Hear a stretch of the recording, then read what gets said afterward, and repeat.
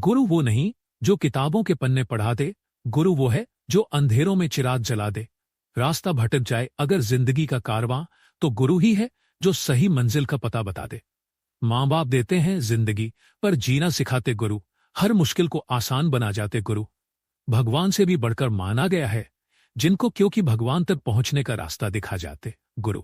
दोस्तों, हमारे देश में गुरु का स्थान भगवान से भी बड़ा माना जाता है, क्योंकि गुरु ही वो माध्यम है जिससे हमें पूरी दुनिया के बारे में जानने और सीखने को मिलता है।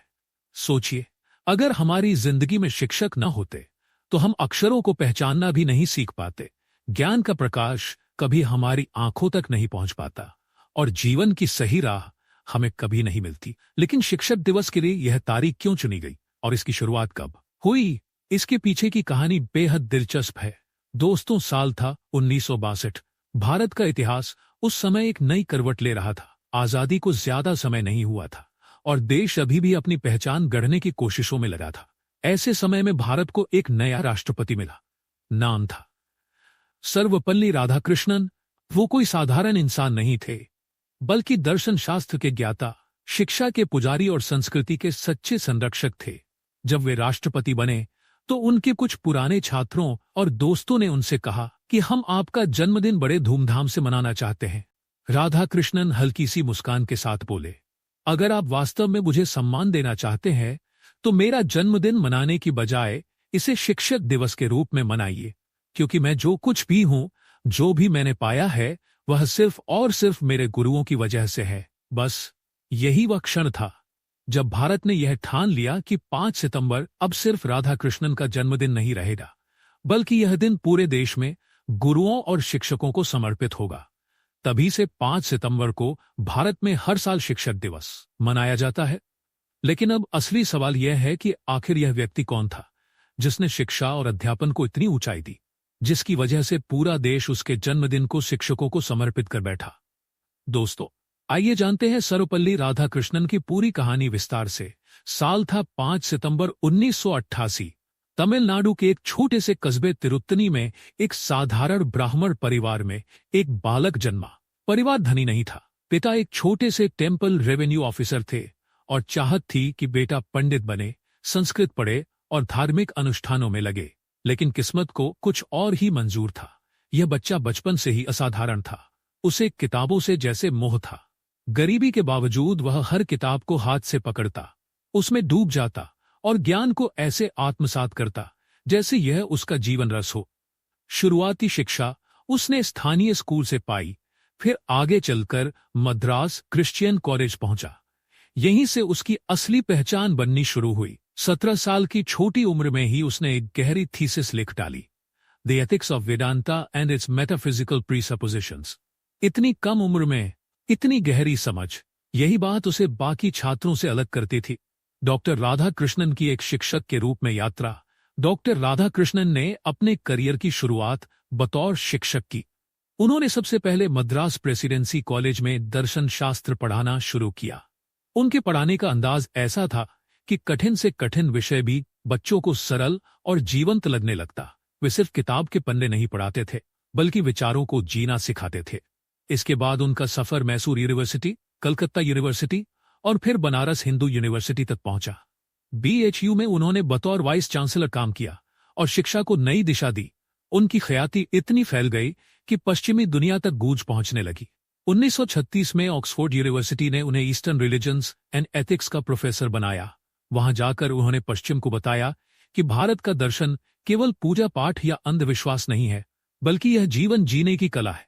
एक राजदूत और नेता के रूप में उनका योगदान। 1946 में जब भारत आजादी की ओर बढ़ रहा था, तब उन्हें यूनेस्को का प्रतिनिधि बनाया गया। इसके बाद 1949 से 1952 तक वे सोवियत संघ में भारत के राजदूत रहे। सोवियत संघ और भारत के रिश्तों में उन्होंने पुल का काम किया। 1952 में वे भारत के पहले उपराष्ट्रपति बने और फिर 1962 में देश ने उन्हें राष्ट्रपति के रूप में चुना। लेकिन सोचिए, राष्ट्रपति की कुर्सी पर बैठने वाला व्यक्ति भी खुद को पहले एक शिक्षक मानता था। यही उनकी असली महानता थी। उनके लेखन और दर्शन। डॉक्टर राधाकृष्णन केवल शिक्षक ही नहीं, बल्कि एक महान लेखक भी थे। उनकी किताबें जैसे Indian philosophy, the Hindu view of life, the philosophy of the Upanishads और an idealist view of life आज भी भारतीय दर्शन की धरोहर मानी जाती है।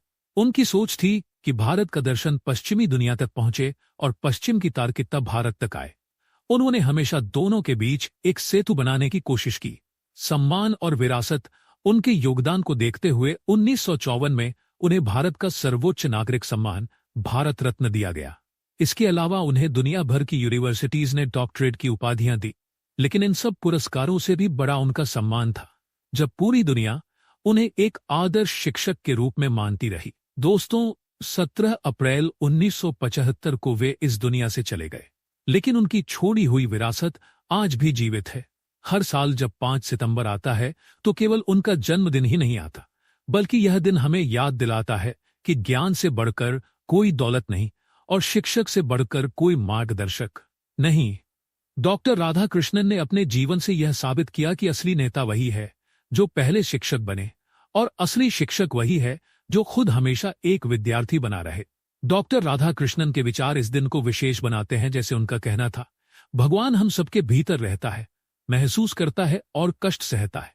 और सिकंदर महान का यह वाक्य, जीने के लिए अपने पिता का ऋणी हूं पर अच्छे से जीने के लिए अपने गुरु का, शिक्षकों के प्रति सम्मान की गहराई को व्यक्त करता है। तो दोस्तों, शिक्षक दिवस कोई औपचारिक त्योहार नहीं है।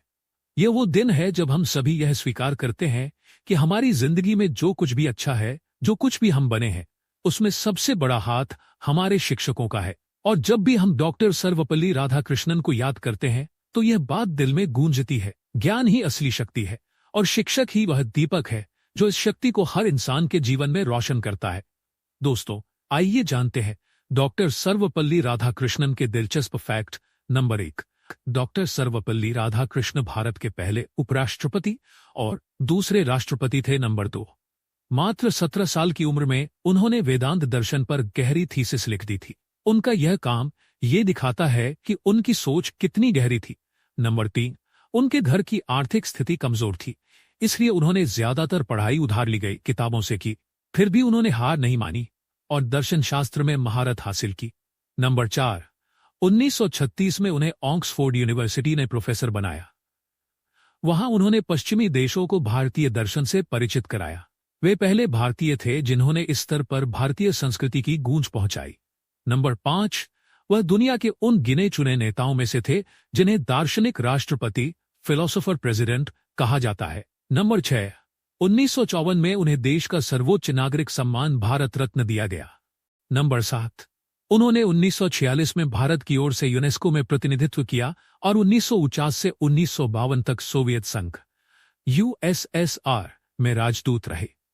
नंबर 8, उनकी किताबें Indian philosophy, the Hindu view of life और an idealist view of life उसमें भारतीय दर्शन के लिए बाइबल मानी जाती है। नंबर 9, उनका मानना था एक शिक्षक ही असली राष्ट्र निर्माता है।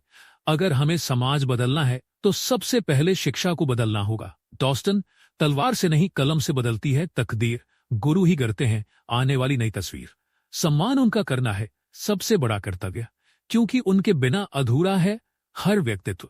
तो फ्रेंड्स, आज की हमारी वीडियो आपको कैसी लगी हमें कमेंट जरूर बताएगा, और वीडियो पसंद आई तो वीडियो को लाइक और चैनल को सब्सक्राइब करना न भूलिएगा। तब तक ले लिए जय हिंद, जय भारत।